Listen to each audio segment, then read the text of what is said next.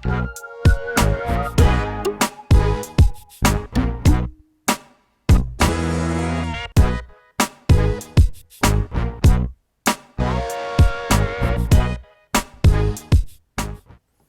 everybody, sorry for the slight delay getting started there, little technical issue, but I seem to have it resolved and I'm glad that you're with me here today. Probably going to stick with Mondays. It kind of goes back and forth between Sundays and Mondays here for the live chat because we're into NFL playoffs. So Sunday nights are probably not going to be the best for some people. Then we have so after the Super Bowl, we might go back to Sundays.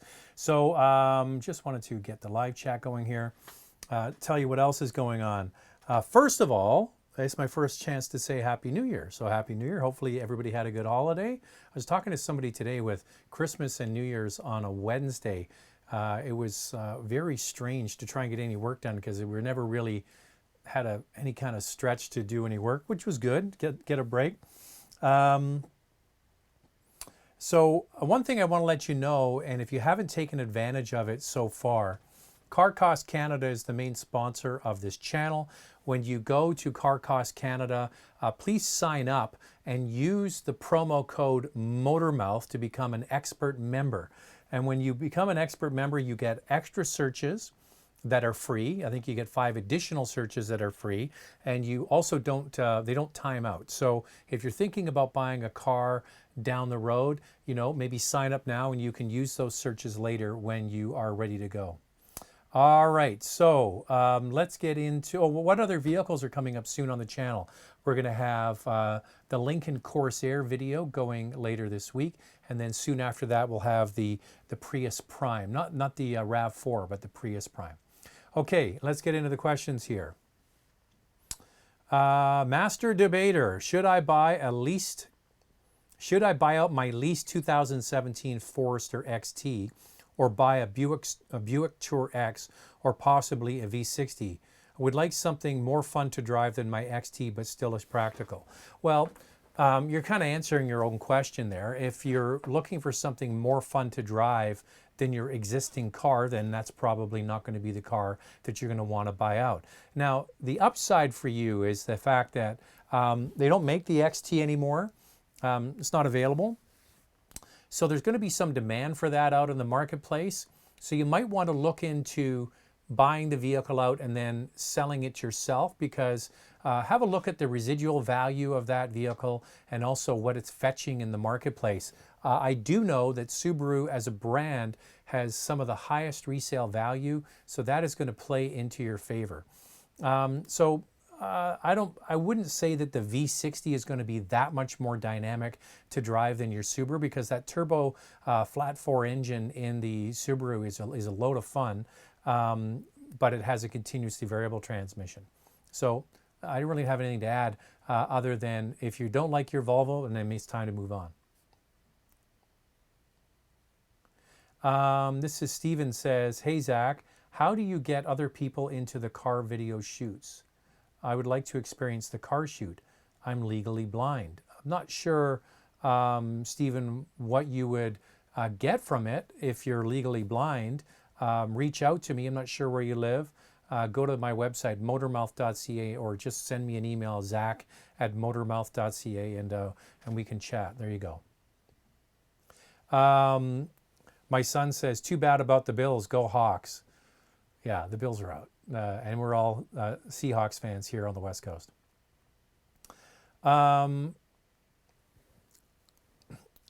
Pablo says, Car Cost Canada saved me money.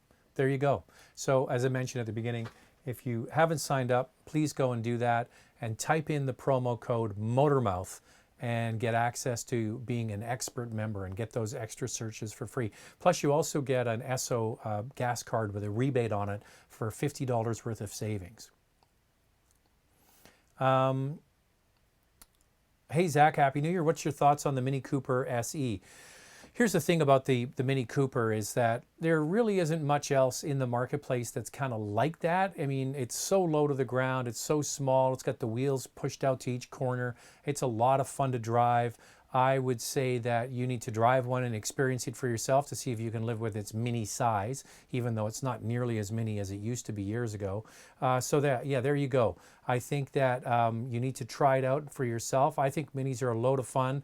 An interesting sort of paradox is the fact that Mini as a brand does not have the highest quality scores or basically long-term durability as some other brands. However, it seems that people who own Minis are willing to put up with some of the idiosyncrasies and maybe a trip or two back to the dealership to get the car looked at because they enjoy driving it so much, because there really isn't anything like it in the marketplace.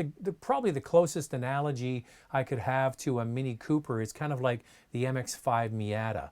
It's a sort of pure essence of what the originals were. In the Mini, it's a small little hatchback that's fun to drive, and in the case of the MX-5, it's the original Miata, still doing its thing all these years later. Toyota is now overdue to have a small crossover. Well, not quite true. They just introduced the CHR a few years ago. It might get a slight tweak here or there. My feeling is that they could bring in an all-wheel drive version of the CHR. They sell it in other markets as a hybrid vehicle. You get it on the Lexus side with the Lexus UX. So that would be something they could easily bring in to flesh out their hybrid offerings in Canada. So have the CHR, have the all-wheel drive, and the upside is you get a hybrid as well. A small crossover, they might, like you're thinking of the the Hyundai Venue or the Nissan Kicks or something like that. Maybe there's an opportunity for that. I have to tell you, I saw the numbers from Nissan and they're pretty bad for the Canadian market. Sales are down. I'm not sure exactly why that is. If it's because maybe they're not doing as many incentives and rebates on the cars, it could be something like that. But the one shining star for them, though, was the Nissan Kicks. I think sales were up 260% this year. And that vehicle is basically gobbling up the whole small car space that they used to have. Like they had the Versa Note, they had the Sentra and so on. Now people are going into the Nissan dealer and they're just buying the Kicks instead. So there is a market for small front-wheel drive crossovers for sure. Paul says, what do you think of the best choice between the Volvo XC90, the Audi Q8, the Maserati Levante, and the Range Rover Sport? Well, you're mixing a lot of different things here, Paul. Raoul, I should say. What I would suggest is you sort of give me an indication of what your top needs are for buying. Is it space? Is it 7 seats? Is it power? Is it handling? Is it prestige? For example, the Range Rover Sport and the Volvo Q8 are not available, even with the Maserati, are not available with a third row. The Volvo is, so I need a little more information on that.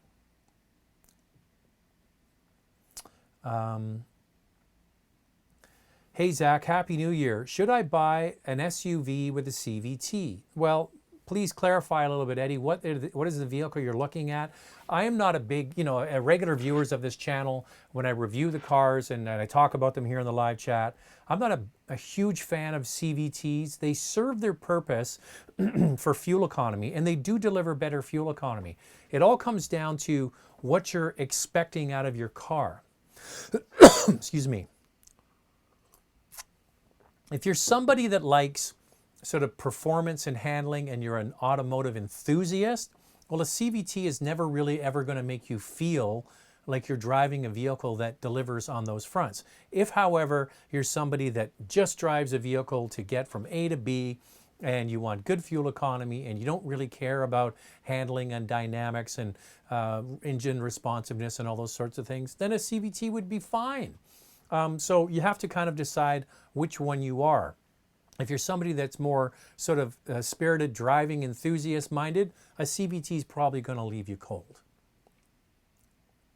The other thing is, other brands have gone to,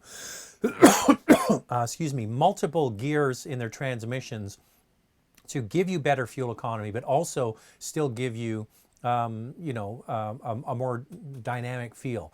8-speed automatics, 9-speed automatics. That's why those transmissions exist. Will a manual Golf Sport Wagon 4Motion come back in Canada for the 8th generation? What can I buy in the same category? Well, Antoine, I don't think there is much in that category any longer. A manual transmission and 4Motion or all-wheel drive, the closest thing you're going to get would be a Crosstrek from Subaru. Not really the same category of car. The Volkswagen has more power. It's a bigger vehicle as well. That would probably be my closest competitor there, especially the manual transmission is the real sticking point. Volkswagen is going to bring in a smaller SUV. You might not be aware, in Europe, they have a smaller SUV than the Tiguan called T-Roc, and I wish they had brought it years ago, because whenever I see a T-Roc on the roads in Europe, it's a great looking little small SUV. They're not bringing that one, just to be clear. They're going to bring one of the vehicles that probably debuted in China this past year. Something along the lines of a T-Roc size will be coming. That's going to replace the station wagon lineup, unfortunately. And there still is a group of people out there that love station wagons. I'm one of them. I'm thinking to myself, I have no use for this car, but I'd love to get one.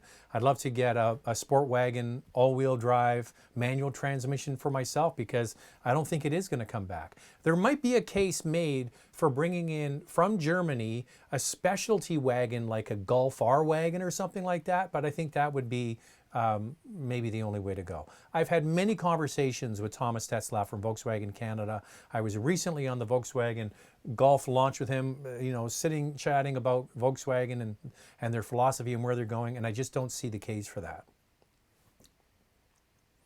I'm looking at all-season tires for my BMW. Currently on run flat tires, but it's really hard and expensive finding run flats for 19-inch wheels. Decided to go with non-run flats. What are your thoughts? Well, what you're really doing is taking a risk that you're not going to get a flat tire because you don't have a spare in the car. And you're probably wondering, why do they go to run flat tires at all? Well, it's to save weight. By taking the spare tire out the back of the vehicle and having, no spare kit if you get a flat tire, saves a lot of weight. You just have to lift one of those spare wheels out the back of the car, and they're kind of heavy. So that's why they do it. Now, if it was me, and I totally hear your story and feel your pain, I would probably just get one of those little running, what's the word I'm looking for? Hideaway donuts, like the little donut skinny tires you can drive on up to 50 kilometers an hour for a short distance to be able to get you somewhere to get the tire fixed. If you had space in your trunk, I would buy one of those and keep it for the winter just in case you got a spare tire. If you only drive in the city and you're never really that far away from roadside assistance or emergency assistance, if you have CAA or BCA or something like that, or AAA in the United States, then you could maybe get away with it, but that's the risk. Run flats are harder, they're harsher, they're noisier, they're expensive, and what you're doing, I kind of get it, but you might want to hedge your bets and get one of those little hideaway skinny tires to have in your trunk.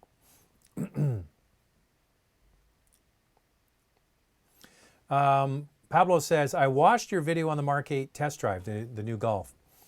How can you convince Volkswagen to bring similar equipped VW to test in Europe? You test in Europe. Okay, I think the question here is, how come we don't get all of the options they have in Europe in North America? Well, it's going to be a really hard sell for a Volkswagen Golf that's not going to even be sold. I mean, the Mark 8 Golf is not even going to be sold in the United States. It's going to be sold in Canada. So Canada really needs to streamline the vehicles they're going to bring. They're not going to be made in Mexico any longer. They're going to be made at the main Wolfsburg factory in Germany and imported into Canada. So they need to streamline what vehicles they're going to order. So your question is, they have, I think, 5 different engines available for the Golf in Europe. They have, of course, diesel engines that we're never going to get. They have a hybrid. They have, different sizes of engines. They have all kinds of things like dynamic chassis control and all kinds of different stuff that we just don't get. Advanced headlamp packages, but it really comes down to volume. In Europe, this is a major volume player. Probably still is the best-selling small car in Europe. So they sell so many of them close to that home factory. It doesn't cost a lot to make those different configurations, where in Canada, for a small market like ours, for a vehicle they're going to sell a few thousand of, there's no business case for that. That's the real reason. Could you possibly do a review video on the 2020 facelift CRV? You know what? I was thinking about that, and you're right. I need to get the CRV, and I do have plans in February to do a CRV review with Miss 604. She's the Twitter person here in the Lower Mainland that talks about our city where I live. So yeah, we're going to get the CRV and do that. So stay tuned, as they say. Looking for an SUV that has a bit of style and panache. Budget $50,000 to $65,000. So far, I love the Hyundai Telluride, but not a fan of the third row. Had no hard no to the Europeans. Any sexy SUVs coming soon? Well, sexy and SUV are that's a bit of a stretch. I'm not sure, why didn't you like the third row of Telluride? And by the way, you're mixing up Hyundai and Telluride. Kia is the Telluride. The Hyundai is the Palisade. So I'm not sure why you didn't like the third row. Is it too small? It's really one of the bigger ones in its class. So I think if you're looking for something that's sort of sleek and sexy and is kind of fun to drive, the Mazda CX-9 might be the one that you should try. It might surprise you. So I'm not sure what your question is about the third row, because the Telluride and the Palisade actually have a pretty good size third row.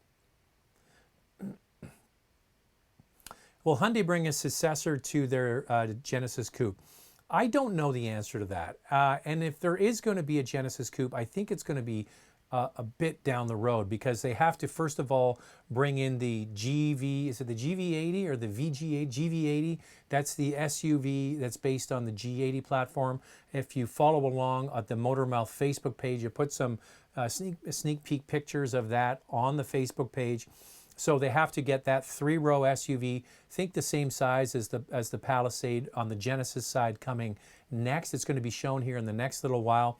Then they're going to bring in a smaller SUV, so that's going to be something that competes with the X3 and the Q5. And then they're going to have to bring in, of course, the new G80 and so on. So I would think if they're going to do a coupe, it's not going to be anytime soon. They got to get all of those vehicles out into the marketplace first. I do have a meeting with Genesis in Toronto in 2 weeks, so I can ask them. They probably won't tell me, but I'll ask. Hayes said, hi, Zach. Have you heard how the Mazda CX-5 diesel is selling so far? I have not. Same thing. I have meetings with them, and I'm going to ask them about that. I suspect it's not selling very well.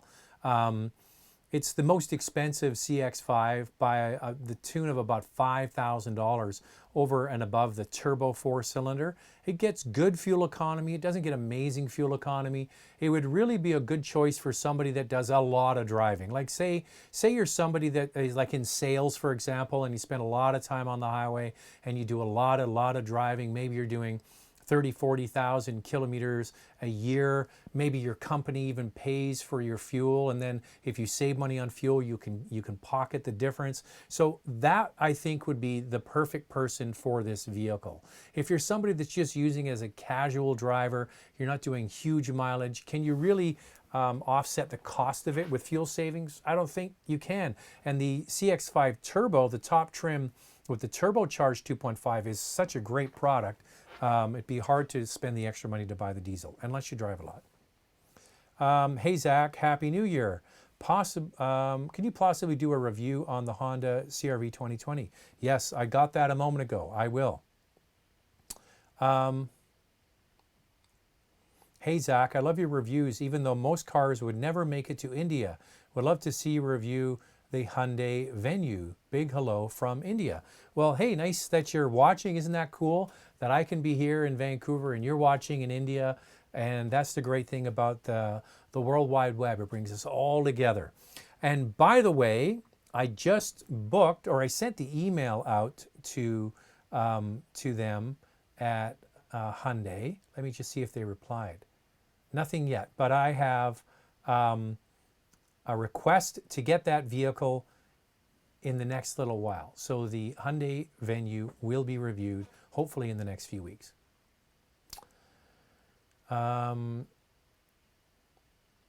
on the new Fisker electric SUV? Well, the funny thing is, when I saw it, I thought, my thing's jumping around here again. So when I saw the new Fisker electric SUV, I thought it looked like the Neo. And for those that are not aware, Neo is a brand in China that has been called the Chinese Tesla. And when I saw the Neo at the Shanghai show in April a year ago, so almost a year ago now, I saw their booth and saw their SUV, and I was like, wow, that's a really cool looking SUV. And then I saw the Fisker, and I'm like, did they just rebadge the Neo? Apparently not. It's going to be interesting to see what happens with all of these small electric startups. Rivian, I think, is one that is probably going to do quite well. But it seems to me that in the electric space, it's Tesla and nobody else, which is a real shame. And what I kind of warned against is that in the last few weeks I talked about this. It's going to be really, really, really damaging to the auto industry in a huge way if the only vehicles that are electrified that people will buy are Teslas, because all of these companies are going to be forced to spend billions and billions and billions and billions. One estimate is $800 billion cumulatively of all of these car companies around the world in order to comply with electric regulations and fuel tailpipe emissions and fuel economy and all of the things that are coming down the road for car manufacturers to hit. If they spend the money and nobody buys their cars, that is really bad for the economy. So kind of getting off track there, but yeah. Don't know much more about the Fisker. We'll have to wait and see. Hello from Alberta. What are your thoughts on the Genesis GV80? Multiple delays, bad vibes, or normal startup issues? No, I have not heard that this has been delayed multiple times. The timeline I'm hearing for the GV80, which is the new Genesis SUV based on the new G80 platform, which, as I just talked about, I heard that it was going to be sometime this year, and I haven't really heard much else. So yeah, I mean, car companies delaying launches of vehicles, it happens. Most car companies don't really tell you what their initial plan was for the launch. Like, you hear all the time that a new car is coming in the first or second quarter of a year, and if it gets moved around, well, that sometimes can be technical issues with the factory, all kinds of things. But I wouldn't read too much into that.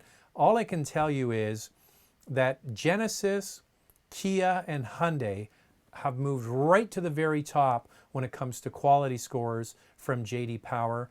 And looking at the vehicles that they have in the marketplace today and what those brands have been able to accomplish, and what this vehicle looks like initially from the sneak sort of peek pictures that I put out on Facebook, I think it's going to be a smash. So we'll have to wait and see. I wouldn't worry about it too much.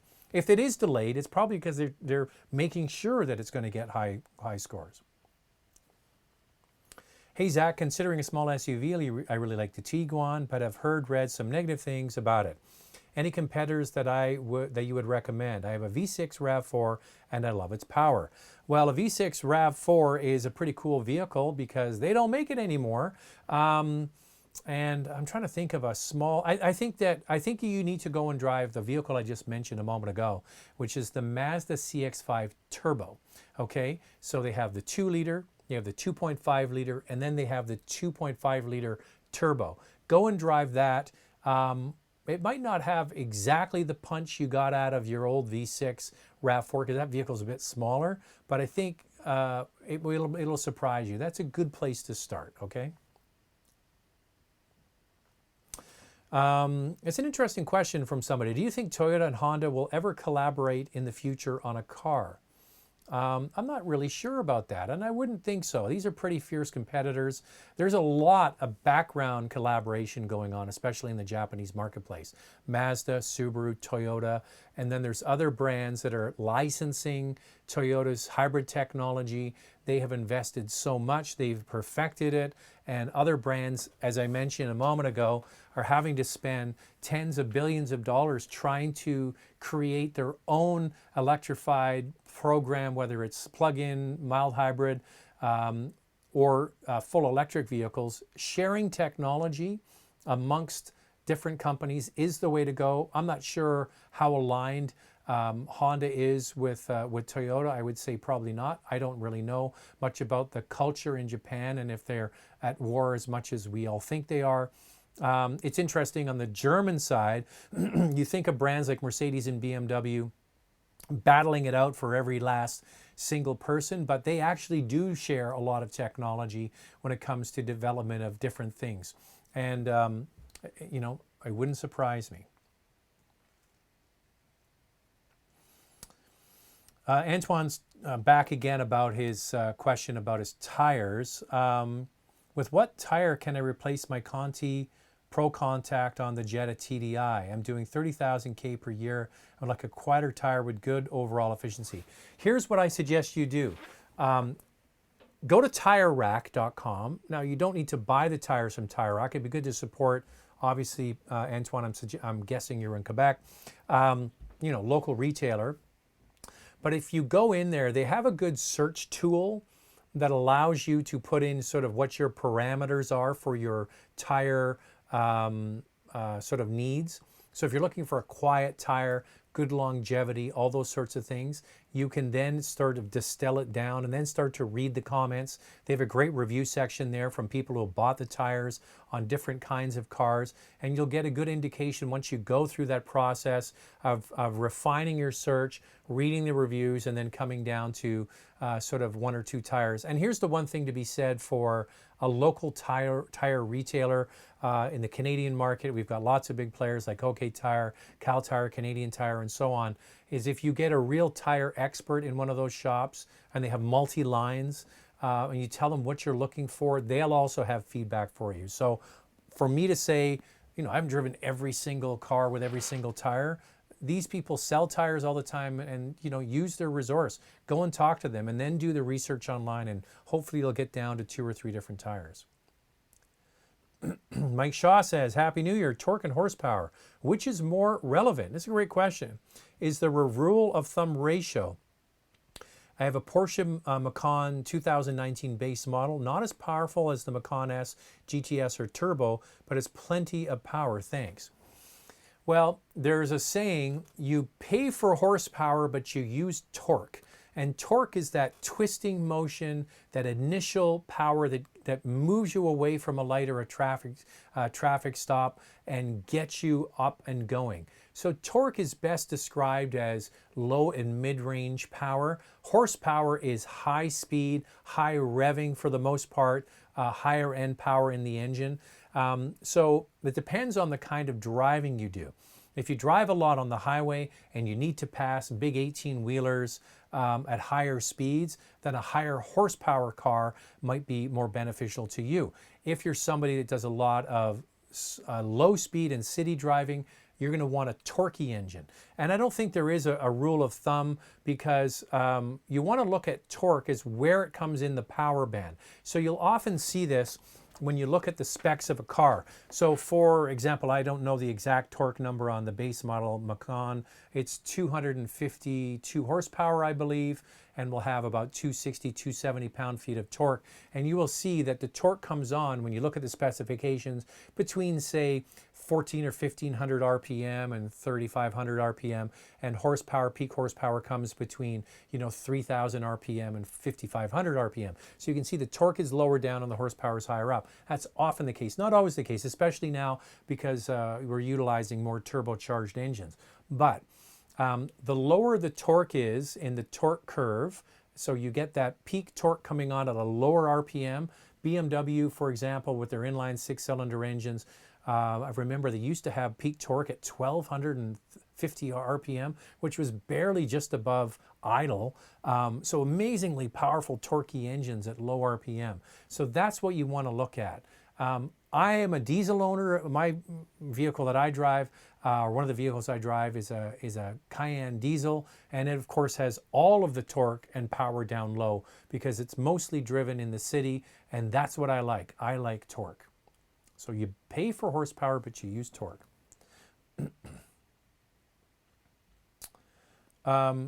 A Toyota Uplander all-wheel drive or Subaru Outback overall reliability. I'm not sure what you mean by the Toyota Uplander. I think that, okay, don't know what that means.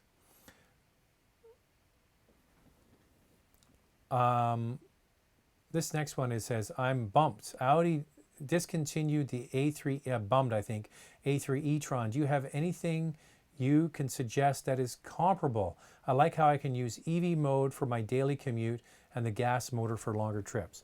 Well, Audi is going to be bringing in plug-in hybrid models for pretty much all of their existing in the long run.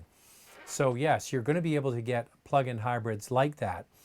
So we don't unfortunately have the plug-in, the GTD that was sold on the Volkswagen side. We didn't get that. The only vehicle we got was the e-tron. You can look for a used one if you like. I'm just trying to think another plug-in hybrid like that. I mean, the Chevy Volt was a great idea of a vehicle. The Prius Prime is another one. Here's the thing is, I'm going to be doing a video on the Prius Prime. And I think a lot of people overlook that vehicle because it is one of the least expensive vehicles that you can buy with a plug that gets you, you know, I can't remember the number of kilometers of pure electric range off the top of my head. I'm picking it up tomorrow, where you drive just on battery and then it reverts back to the very efficient hybrid system. So that is one vehicle that I would look at. It's not a premium choice. Off the top of my head. You know, BMW has some plug-in hybrids. They have a 3 Series plug-in hybrid if you're looking at a premium car that does the same kind of thing where you can plug it in and drive on electric for a short period of time. So if you're looking for the best bang per buck, I would say a Prius Prime is a good way to go. I have $35,000 and selling my 2010 Audi S5. I can get a 17 Q5 or 16 Porsche Macan S or a Porsche Macan. I want a premium car that's good on fuel, sporty, reliable, and low maintenance. I can get a Q5 from 17, a 16 Macan S, or a 17 Porsche Macan. Well, I wouldn't get a Q5 over a base Macan because it's got the same engine, right? Maybe you're not aware. The base 4-cylinder turbo Macan is the Audi Q5 engine. So why not go and get the Porsche that sounds like it's newer, and you have the Porsche badge and better resale. And in my opinion, maybe better materials on the inside. A Porsche Macan S, it all comes down to, you know, here's the thing is, go and drive these cars. You can go and go to a Porsche dealer and they'll have a used Porsche Macan S. They'll have a new Porsche Macan there. Go drive them. If you can live with the base Macan, which I think is a great product, I think they did a very good job with it, that would be the one that I would get. If you're talking about the same money, I think the Porsche is going to have better resale down the road. If you don't like the power and the output of that 2-liter turbocharged engine, then get a year older Macan S with more power. Hopefully that answers your question. Thinking about a 17 Explorer, is there anything I need to watch out for? Trying to remember, what year did they switch Explorer? I'm not sure what year that was off the top of my head. I'd have to look it up. So are you talking about the new one that just came out? No, that wouldn't be a 17. Here's the issue with that sort of generation, now that I think it through. They have so many different engine choices. So you're going to get the 6-cylinder, you're going to get the EcoBoost engine, the 4-cylinder, the 6-cylinder EcoBoost engine. It all comes down to that. Now, one of the things that I'm not a big fan of with that generation of Ford Explorer is the real plasticky, fantastic interior. I don't love it. If you can get past that, then go for it. But it really comes down to which engine you're going to choose. Hey, Zach, I'm in the market for a used sports car. I'd like to pick between a 2002 BMW 911 Cabrio, 2009 BMW 335 Cabrio. Both are notorious for problems, but which one is more reliable than the other? Well, the bigger question is, when things go sideways, which one's going to be more expensive to fix? And that might be a bit of a tie. Here's the thing. If you really search and you really look for a used 911, then that has had the IMS done, the bearing at the back and the seals and all that, you probably have a better chance with that car. I do not like the 996. That's the name of that run, a Porsche. I think probably the 335 would be better. If you're not in a rush, save a little bit more and get the 2005 at least, or not even then, the 997. I would still prefer you got the direct injection 911 that came out in 2009, but that's a lot more money. Here's the thing. If you don't need the back seat, you can have the best of both worlds. You can have a Porsche, you can have better reliability, and you can have a much better engine, and that is by getting a Boxster or Cayman after 2009. So that's what I would lean towards. Much better engine, direct injection, much better head unit, much better reliability. There's a lot of them out there. Find one with low miles. Not going to be as problematic as your 335 option, and will not be a 996. Now, you have to be able to get by with just 2 seats. That's up to you. We have a top chat that just came in. Did Canada get HSV GTSR Malu 18 or... I have no idea what you're talking about. I would love to help you out with that question, but I don't even know what that means. Noble Nelson, does it make sense to spend $4,000 extra and buy a Corolla Hybrid instead of a regular gas version to keep long term? Well, here's the thing is, it's only $4,000 more if you're buying the base model Corolla, right? If you're going to buy sort of in that middle trim of the Corolla anyway, which is going to get you maybe around $21,000 or $22,000, it might not be that much more. My only downside with the Corolla, I didn't mention it in a review, is the hybrid comes with hubcaps instead of alloy wheels, which I think is a bit of an omission. I did mention it to Toyota when I was with them in Japan. I said, you know, for what it costs, put on alloy wheels. The good news is you can go and buy a used pair of alloy wheels on Kijiji, Craigslist, Facebook Marketplace or whatever. So that is something you consider, but then again, that's going to cost you more money. How much do you drive? Do you drive a lot? Then the hybrid is going to be worth the extra money.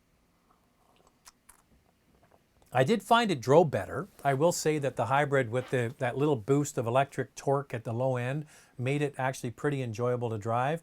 So it all comes down to your specific case. So you might want to consider just getting the regular gas one. Depends how much you drive. And if the $4,000 is that much of a deal for a car that costs $25,000, then you're probably answering your own question. Get the less expensive car. The other thing is, ask them to run the numbers on financing and leasing, because you might actually get a better rate with the hybrid.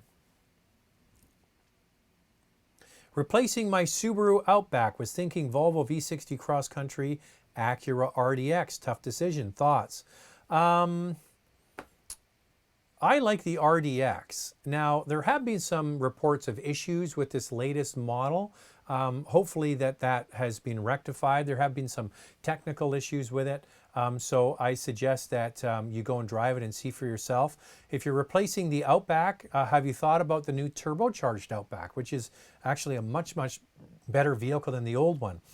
The V60 Cross Country is a really cool car. And if it was me, because I love wagons, that would be the one that I would choose. But please go and check. It's not that big in the back seat. It's not that big in the cargo area. So do you need all that space for the cargo? Do you need all that space for rear seat legroom? If you don't, that would certainly be one to choose and to try. Also, there are some other wagons out there that you might want to consider, like a base model Mercedes-Benz C300 is a great car, available as a station wagon. Now that is pretty cool. You can, and there are some deals on Mercedes C-Class right now because it's the oldest one of the bunch, like a BMW 3 Series. Audi's just bringing in their new A4 now, and then you're going to have the C-Class, which is going to be replaced probably within a year. So there might be some good deals, which brings in Car Cost Canada again. So once again, go to carcostcanada.com, type in your information, sign up, and use the promo code MOTORMOUTH in there, and you're going to get an additional, on top of the free searches you get to start with, you're going to get 5 additional searches on there and become an expert member. And you can go in and look up a vehicle like the V60 and also look up a C300 from Mercedes-Benz, and you might actually find some good deals. So when you go on there, you find out what the dealer paid for the car, any kind of secret rebates or discounts, reduced interest rates, all kinds of things that you don't know about in the public sphere are all listed to you online, okay? But maybe have a look at the Mercedes. Hey Zach, any ideas what we can expect from the Acura MDX? Do you think it'll bring out a Type S with a high performance model? I'm hearing that. I'm hearing that for sure. We have to wait though. I mean, we don't know anything more about it, but we will find out. There is going to be one coming soon. Alec McLean, any thoughts on what to expect in the 2021 Escalade? My wife is looking for a full-size SUV. I was invited to go to the launch of the Escalade in March, but I'm already committed, no, next month, February, not March, February. Thinking of going, I'm already booked into going on a Porsche trip, so I can't go on that. I'm a big fan of the full-size General Motors trucks. I think that they have some excellent products. They have the lion's share of business, whether it's the Tahoe, the Suburban, the Denali's, the Escalades, all of those, you know, they just sell in huge numbers. All you have to do is go to the United States and look at outside a hotel, one of those 5-star hotels. There's usually about 4 or 5 of them parked out there. So it won't be long now till the new Escalade is revealed. Apparently it has this huge screen across the middle of the dash. It's like this big curved screen. So that's going to be the wow factor. Hey Zach, I'm looking for some advice. My wife drives a Mark 7 GTI with 22,000 kilometers, and I have a 2012 Mark 6 DSG GTI with 72. Both cars are paid for. She wants an SUV. I don't think we need one. Thank you. Well, you know what? You might, Andrew, might want to kind of split the difference with her. And here's what I'm thinking. Would she go, do you think, to a sport wagon? Would she go to the Volkswagen Golf sport wagon? Because that might be kind of cool. So you have all that golfness that you're used to, still handles like a car, has way more utility than the regular Golf, a lot of fun to drive, and after this year, you will not be able to buy one. Okay, that whatever is inventory the dealers have or is coming down the pipe is all the inventory that's going to be sold, and when they're sold, that it's going to be discontinued. So that's something to consider, is to get a Volkswagen Golf, the all-track, or maybe just the sport wagon. There's a lot to be said for having 2 cars that are paid for, you know, and if they're both running well and you don't have huge mileage on them, 72,000 and 22,000, you know, maybe wait it out until we get news that there's going to be a new small Volkswagen SUV. This need to go out and buy an SUV, a lot of times motivated by the female partner in the union. Women seem to love SUVs and they want them and they like sitting up a little bit higher. I get all of that. But yeah, there you go. Consider the sport wagon. Hey Zach, my new 2020 M340 is randomly starting itself. It's a remote start feature issue. 6 times I've been walking away from the car and it fires itself up on its own. That's crazy. It's becoming sentient? I don't know what that means. Here's the thing is, that needs to get fixed right away. Maybe they can disconnect that whole feature. Here's a news flash for you. Remote start for your car is horrible for the car and also horrible for the environment. If you're concerned at all about pollution, when your car starts, those first few minutes, it pollutes the most.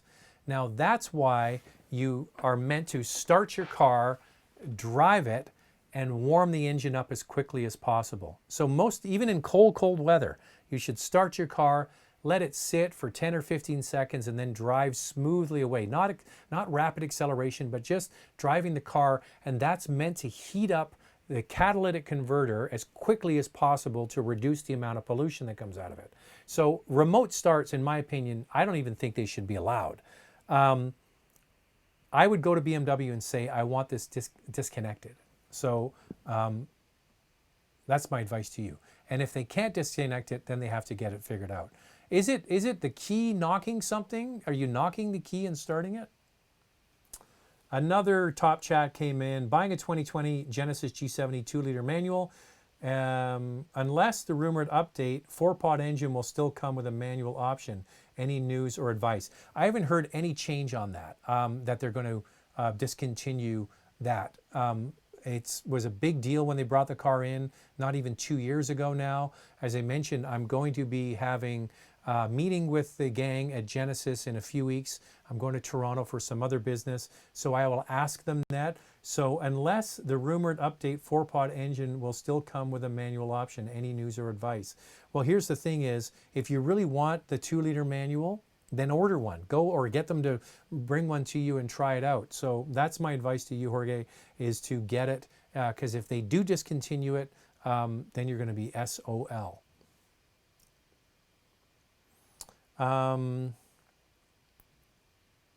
Have you heard? Okay. This is Mike V asking questions about his remote start thing. That's strange. Hey, Zach, when will Andrea do more reviews? She's going to be coming up in the new, the Mirai video shortly. Stay tuned. Hey, Zach, why is it that Quebec is the only province without frontal license plates? Somebody else asked this a few weeks ago. It's not true. You don't need a front license plate in the province of Alberta, and I believe Saskatchewan. Others can chime in here, but no, it's not just Quebec. Hey, this is a good question. What did you think about the Honda Prelude back in the day? I love the Prelude. When I started reviewing cars in the early 90s, there were so many cool little two-door cars. Toyota had the Celica, or in the United States, the Celica. There was the Prelude. There was two-door coupes all over the place. And the Prelude was a really highly advanced car. It had the option to have the rear steering. I remember the one in the early 90s. I remember what year it was, maybe 92 or 93. It had the full sort of digital dash that went all the way across the front. It wasn't really digital, but it had the lights that went across it. Great cars, wonderful, you know, with the VTEC technology when it came out, and those things were fast. And it's a real shame that we've gotten totally away from two-door fun little cars. That's something that the millennium crowd, if they ever really got into cars in a big way, could rectify. If they all said, we want to have sporty coupes like we did when I was a kid, they would start to come back, but there doesn't seem to be any appetite for it. I mean, look at the question from somebody just a moment ago. He's got 2 GTIs, one for him, one for his wife, and she wants an SUV. It just seems that that's all that's going to be coming is SUVs. And it's a real shame, because when I was a kid and when I was growing up and when I started reviewing cars, there were so many different categories. Now, the SUV category was very immature. There was only a few cars in that space, but we had so many different options. I was just looking at an older video. Here's a perfect example. I was looking at a video that I did about 3-4 years ago, maybe longer than that, of a Honda Accord V6 manual transmission. Now, just wrap that around your head for a moment. A Honda Accord 2-door coupe, so Honda Accord with 2 doors, V6 engine, and a manual transmission. Now that is like the rarest of the spotted owls today. But when I was reviewing cars, started in the early 90s, it was not uncommon to get a mid-size car like a Maxima. I can remember driving a Maxima with a 6-cylinder engine and a manual transmission. How cool is that? They're all gone. My dad, for example, when the Acuras first came out in the late 80s, he got an Acura Legend 4-door sedan with the beautiful 2.7 liter, I believe it was, a 6-cylinder engine, over-engineered, beautiful piece of machinery, wonderful car. So at that time, a large 6-cylinder with a manual transmission. Like, how cool is that? It wouldn't even be in the realm of possibility today. So yeah, it was so cool to have all of those cars back then, and the Prelude was a wonderful, wonderful machine. It was bulletproof, and they were so great looking too. What do you think about the Infiniti Q50? The Infiniti Q50 is getting very long in the tooth now. I don't have a real issue with the car overall. There was a lot of people didn't like the whole drive-by-wire technology that they debuted in that car. I remember being one of the outliers and said I didn't actually mind it, and I didn't. I thought it drove just fine. There is some screaming deals on those cars. Back to Car Cost Canada now. I guarantee you, every single month, there is some major incentive on a Q50 to try and move these cars, because the car was introduced, I believe, in 2012, off the top of my head. That's 8 years without any major updates other than they came out with the more powerful versions. But yeah, if you can get a screaming good deal on one, have at it. Love your videos and watch every time as soon as it comes out. Can you please talk about the difference between all-wheel drive, between the all-wheel drive of the non-premium brands, and what's your fave from Toronto? I think you're probably asking which ones I like of all-wheel drive. It's pretty easy of the non-premium brands. Now this is tricky because most non-premium brands are front-wheel drive bias. So typically when you get a German car, it's a rear wheel bias situation, meaning most of the power is going to the rear wheels and only about 40% at any given, not at any given time. They can typically put up to 100% of the power to the front wheels, but usually it's like 60% to the rear and 40% to the front. Those ones give you the best driving dynamics. And a perfect example of a company that has taken that idea and run with it is Genesis with the G70 I just mentioned a moment ago. It uses the same all-wheel drive supplier that BMW uses for the 3 Series, which is the Canadian company Magna. They're the part supplier, and you can tune that all-wheel drive to your specific needs. And they did a great job with the G70 utilizing that rear bias. I'm trying to think of cars that have a rear bias. Like, for example, the new Ford Explorer is now a rear bias all-wheel drive system because it's on a new rear-wheel drive platform. So that is one. So that new Ford Explorer ST drove more like a European car. So that's one non-premium brand that I can give you an example. Most premium brands, their all-wheel drive systems are a front-wheel drive bias, meaning it's a slip and grip system. So the vehicle wants to send power to the front wheels. When it detects some slippage, it will send power to the rear as quickly as possible. Sometimes the clutch pack at the back is preloaded with torque so it can make it as instantaneous as possible. But a lot of them have a bit of that front-wheel drive feel to them, and it's only when the all-wheel drive system detects some slippage that the all-wheel drive really kicks in. I think that the Volkswagen 4Motion system is pretty good. It's not bad. I just watched an old video I did of the Golf R on the track, and that system isn't bad at all. It has a clutch pack in the back. But that Explorer is the one I can use off the top of my head that has a rear-wheel drive bias. Drew says, hey, Zach, how long do you think we need to wait for the Bronco? Wife wants a Wrangler, but I'd love to get something different. New, thanks. I don't know. If I was you, I'd listen to your wife. The great thing about Wrangler, I mean, it's expensive. There's no getting around it. I mean, you start to price these things out, they get spendy in a hurry. But they hold their value. The Wrangler has the honor of the vehicle with the greatest resale value of all vehicles in the marketplace, in the Canadian marketplace. So there's something to be said for that. The Bronco, we keep getting teased. It's coming, it's coming. We'll have to wait and see. But your wife might be right on the Wrangler.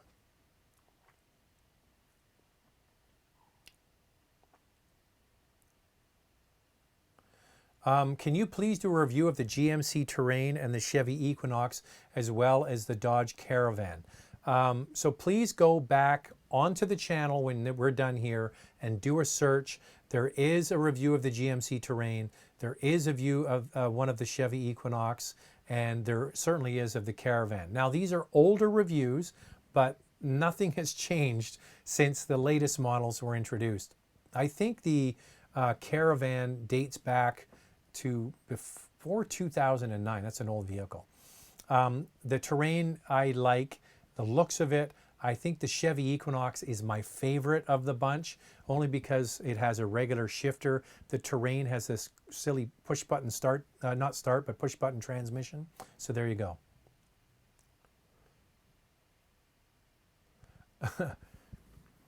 Kevin says, is there a timeline on when we'll see the new Frontier? Old one seems to be selling well.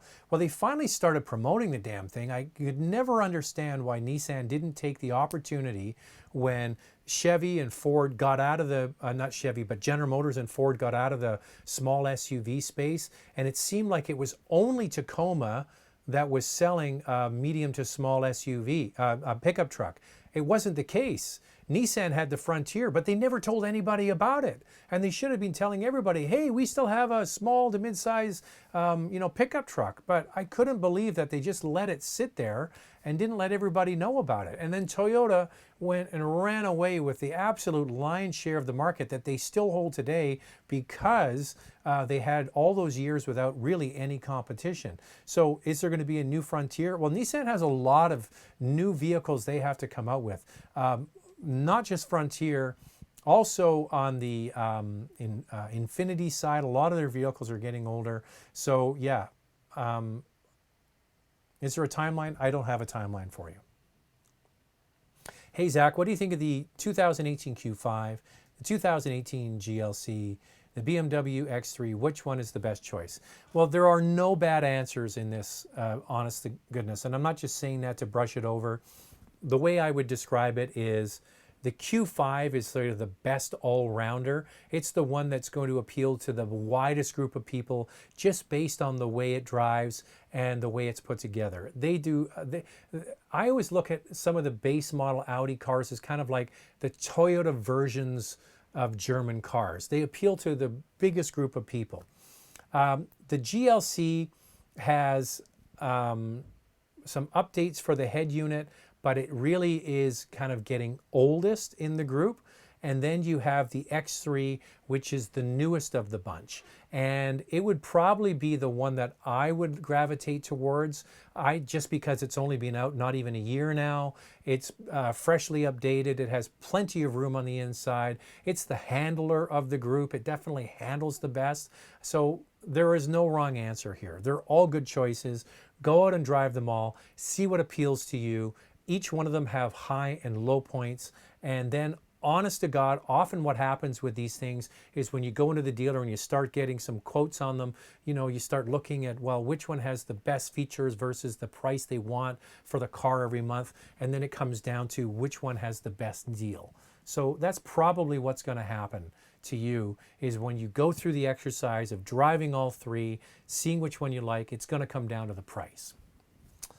Jorge says, why do 2+2 coupes exist without usable back seats? Example, Camaro is large, but the rear seat is unusable, but 2 Series is small with a bigger back seat. I'm not sure if it's because of some classification for the vehicle. Other than that, I really don't know. I would suspect it's maybe just to have those seats if you ever use them, but I totally agree with you. Some of the seats in these cars are absolutely useless. I think it's easier to sell somebody a 4-seater car that they never use than to sell somebody a 2-seater car. Psychologically, a 2-seater car is a very limiting vehicle to buy. At least when you own a car that has those 2 extra back seats, even though they're tiny and you might only use them in a very small period of occasions with small children, at least you have the option. Where if you only have 2 seats, that's it. 2 people, that's all you can take. That's my best guess. Other than there might be some classification issue. Hey, we're running up against the clock. I just want to let you know that I read all of the questions, even when we're done here. And don't forget that Car Cost Canada, if you go sign up and use Motormouth as the promo code to become an expert member and get those extra searches that you don't lose. You keep them. You don't have to use them all in a certain space of time. That's all the time we have for today. Thanks to everybody that tuned in. I will be here next week. As I mentioned, probably going to be doing it on Mondays because we're now into NFL football playoffs and people are going to be probably watching that. All right. Thank you very much, everybody. Enjoy the rest of your week. Excuse me, and Happy New Year again.